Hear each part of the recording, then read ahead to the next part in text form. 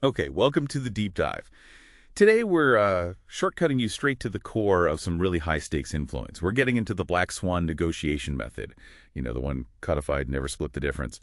Our mission really is to unpack why this strategy focuses so much on managing emotions, your counterpart's emotions, instead of just logic and facts, and why that might be the fastest way to get, well, maximum value. Yeah, absolutely. And to really get that maximum value, you first have to understand this pretty fundamental shift in thinking. This whole playbook, it comes straight out of the FBI. Their protocol actually evolved, didn't it? From hostage negotiation to crisis negotiation. Right, that phrasing change is crucial. It's everything. The goal isn't just, tactical containment anymore. It's explicitly psychological. Yeah. It's about transitioning someone from this really high emotional crisis state into a place where they can actually problem solve. So it's about buying time, essentially, letting those strong emotions kind of simmer down. Exactly, buying time for the emotions to subside. And look, this behavior-first approach, it works. The data shows something like, 80% of critical FBI incidents resolved peacefully using these kinds of methods. Wow, okay. And a key part of this, as I understand it, is that it just completely throws out the old assumption from, like, traditional negotiation models. The idea that humans are purely rational, like we're all just utility optimizers making logical choices. Right. Behavioral science clearly shows that, especially under stress, we're driven mostly by primal needs, not, spreadsheets and logic. People really need two core things in any high-stakes interaction. First, they need to feel safe and secure. Okay. And second, they absolutely need to feel in control. This whole toolkit we're talking about, it's basically built to satisfy those two specific needs. Got it. Safety and control. Okay, let's dig into that toolkit then. Starting with the core intelligence piece, tactical empathy. This sounds like more than just, feeling sorry for someone. Oh, much more.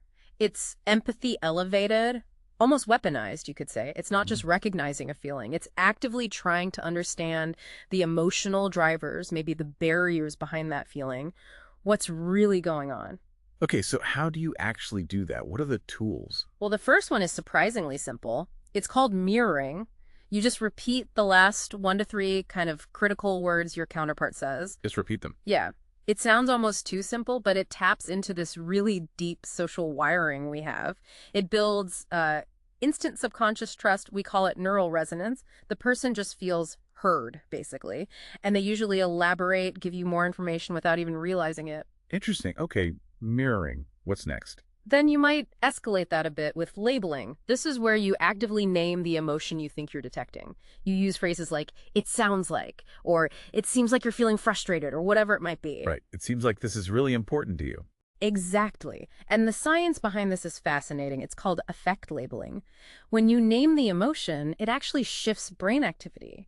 It moves from the limbic system, the reactive emotional bit. The fight or flight center. Precisely. And it moves it to the prefrontal cortex, the logical planning part of the brain. It acts like a cognitive reset button. It can reduce that emotional intensity in under 90 seconds. Wow, okay. That's powerful. Yeah. But wait, you also mentioned something about actively seeking no. That feels counterintuitive if you're trying to build rapport. It does, doesn't it? Why look for a no early on? Yeah, doesn't that risk pushing them away? Seems almost confrontational. But remember that second primal need, control. Right, control. Saying no is actually empowering for the other person. It satisfies that deep urge to feel autonomous, to not be pushed around. We're trying to head off loss aversion, that fear people have of being forced into something or losing out.